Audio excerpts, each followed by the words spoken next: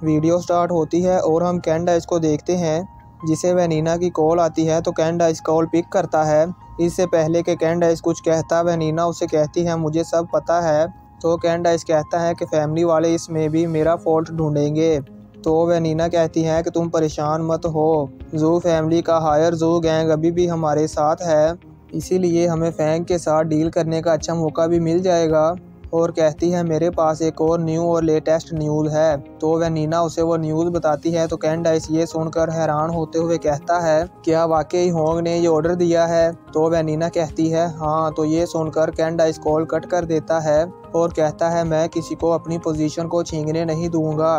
View change होता है और हमें next day black dragon tower को दिखाया जाता है, जहां पर सारे स्टूडेंट्स इकट्ठे हुए होते हैं। तो इंस्ट्रक्टर वैंग उन सबको बताता है कि एक्सट्रीम मार्शल हॉल के लीडर होंग की तरफ से ये ऑर्डर है। तो ये सुनकर सभी स्टूडेंट और फैंग हैरान हो जाते हैं, क्योंकि होंग वर्ल्ड में सबसे पावरफुल वॉरियर है। तो अब इंस्ट्रक्टर वैंग उन सबको बताता है कि जियांगनान सिटी पर अटैक की वजह से हमें वॉरियर होंग ने इंस्ट्रक्शन दिए हैं कि हम ट्रेनिंग कैंप में सुपरनोवा ट्रायल स्टार्ट करें और हम उन स्टूडेंट को सिलेक्ट करेंगे जो ट्रेनिंग पर फोकस करते हैं और पावरफुल बनना चाहते हैं। और एक कॉन्ट्रैक्ट डिस्प्ले करके बताता है कि जो भी ट्रेनर सिलेक्ट होंगे उन्हें बहुत अच्छे रिवार्ड्स मिलेंगे। और वो रिवार्ड्स ये है 9 सीरीज कॉम्बैट यूनिफॉर्म और इसके साथ 2 पीस इक्विपमेंट और एक सीक्रेट टेक्निक का सेट और साथ में 10 बिलियन मनी बोनस होगा।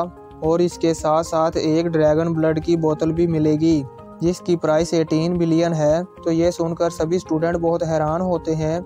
तो शीजियांग सोचता है कि मैंने सुना है ड्रैगन ब्लड को यूज़ करने से वॉरियर का लेवल बहुत स्पीड से बढ़ता है और वो बहुत पावरफुल भी हो जाता है। वहीं विलियम खुश होते हुए सोचता है कि रिवार्ड की प्राइस तो बहुत ज़्यादा है। और वहीं जोरवा कॉन्ट्रैक्ट को पढ़ते हुए सोचती है कि इसमें सिर्फ वो स्टूडेंट ही पार्टिसिपेट कर सकते हैं जिनको कैंप में इंटर हुए 3 साल हुए हों। तो वहीं सीनियर चू कहता है कि इसका मतलब मैं भी इस टेस्ट में पार्टिसिपेट कर सकता हूँ। तो जोरवा भी कहती है 3 सालों से कम टाइम है, इसका मतलब मैं भी पार्टिसिपेट कर सकती हूँ। और खुश होते हुए शीजियांग से कहती हैं कि तुम इसमें पार्टिसिपेट नहीं कर सकते। तो अब इंस्ट्रक्टर वैंग उन सब को बताता है कि टेस्ट की 2 स्टेजेस होंगी और फर्स्ट स्टेज की टाइम लिमिट 2 मंथ होगी और इसमें पार्टिसिपेट करने वाले स्टूडेंट को 2 ग्रुप में डिवाइड किया जाएगा, ग्रुप ए और ग्रुप बी। और सारे स्टूडेंट्स 1 to 1 फाइट करेंगे। हर फाइट विन करने पर 1 पॉइंट मिलेगा और एंड में दोनों ग्रुप्स में से टॉप 8 स्टूडेंट्स को पॉइंट के हिसाब से सिलेक्ट किया जाएगा, जो कि टोटल 16 स्टूडेंट होंगे। फिर दूसरी स्टेज को स्टार्ट किया जाएगा जिसकी टाइम लिमिट 1 मंथ होगी और सभी 16 स्टूडेंट 1 to 1 फाइट करेंगे और इन सब में से जो भी फाइनल विनर होगा उसे प्राइज़ मिलेगा। तो ये सुनकर विलियम कैंडाइस के पास आकर उसे कहता है कि अगर तुम ये मैच विन करोगे तो इसमें प्राइज़ मैटर नहीं करता, पर इससे तुम्हें तुम्हारी पोजीशन वापस मिल जाएगी। और वहीं फैंग सोचता है कि ड्रैगन ब्लड से मैं जल्दी ही अपने लेवल्स का ब्रेक थ्रू करूँगा और गॉड ऑफ वार के लेवल पर पहुंच जाऊंगा और फिर अपनी फैमिली और बाकी सब लोगों को भी प्रोटेक्ट कर पाऊंगा। और कहता है मैं ये कंपटीशन विन करके ही रहूंगा।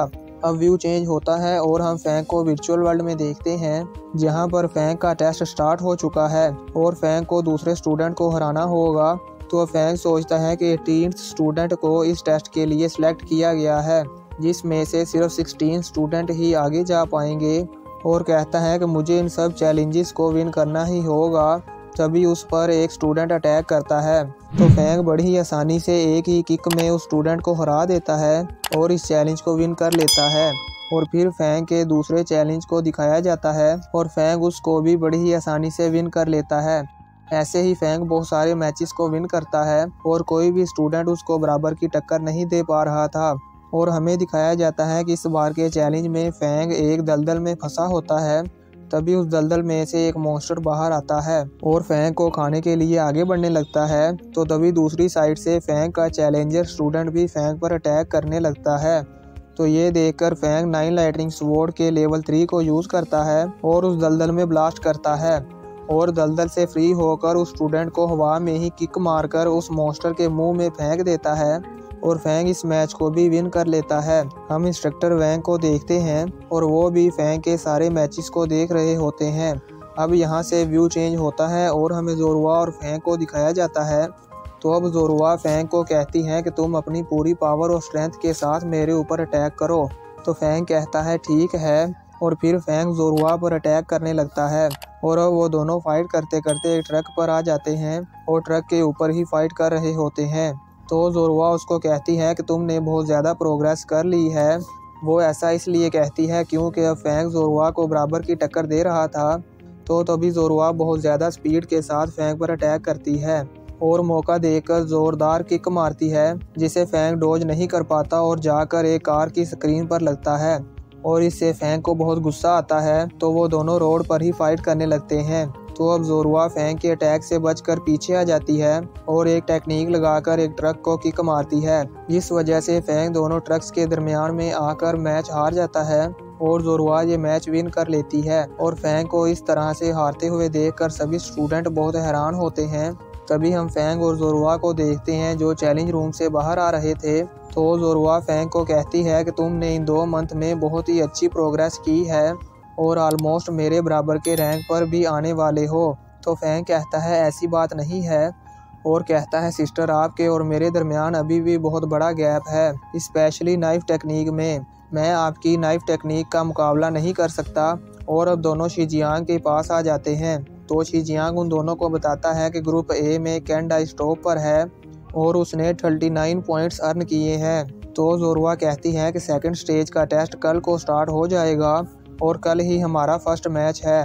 तभी जोरुआ कल को होने वाली मैचेस की अनाउंसमेंट में अपना नाम देखती है और ये देखकर एकदम शॉक हो जाती है और उसका मुंह भी खुला ही रह जाता है, क्योंकि कल के मैच में जोरुआ का चैलेंजर कैंडाइस है। अब व्यू चेंज होता है और हमें नेक्स्ट डे का व्यू दिखाया जाता है, जहां पर सभी स्टूडेंट मैच को देखने के लिए इकट्ठा हुए होते हैं। तभी वहां पर कैंडाइस आता है और जोरुआ के पास आकर उसको कहता है कि तुम पहले ही अपनी हार को एडमिट कर लो, इससे तुम्हारी बेइज्जती कम होगी। ये कहकर कैंडाइस आगे टेस्टिंग रूम की तरफ जाने लगता है। तो जोरुआ भी मुंह बनाकर टेस्टिंग रूम में चली जाती है। तो अब हम कैंडाइस को वर्चुअल वर्ल्ड में देखते हैं और कैंडाइस के वहां आते ही जोरुआ उस पर अटैक करती है, पर कैंडाइस उससे बचकर जोरुआ को किक मारता है। पर तभी व्यू चेंज होता है और हम जेनिट को देखते हैं, जो फैंग के पास आकर खड़ी हो जाती है और जैसे ही फैंग उसको देखता है तो वो शर्माने लगती है। तभी व्यू चेंज होता है और हम कैंडाइस और जोरुआ को फाइट करते हुए देखते हैं और कैंडाइस जोरुआ को बहुत बुरी तरह से पीट रहा होता है। तो ये देखकर फैंग कहता है कि कैंडाइस की एबिलिटीज़ जोरुआ से बहुत ही ज़्यादा है और कहता है कि इसके और मेरे दरमियान पावर का बहुत बड़ा गैप है। और यहीं पर ये पार्ट ख़त्म हो जाता है। तो दोस्तों देखेंगे नेक्स्ट पार्ट में क्या होगा, क्या जोरुआ कैंडाइस को हरा पाएगी या नहीं। आप दोस्तों को क्या लगता है मुझे नीचे कमेंट करके ज़रूर बताएं। और अगर आपने वीडियो को लाइक नहीं किया तो वीडियो को लाइक कर दो और चैनल को सब्सक्राइब करके बेल नोटिफिकेशन को ऑल पे सेट कर दो, ताकि जब भी मैं वीडियो अपलोड करूँ तो आपको नोटिफिकेशन मिल जाए और आप मेरी वीडियो सबसे पहले देख सकें।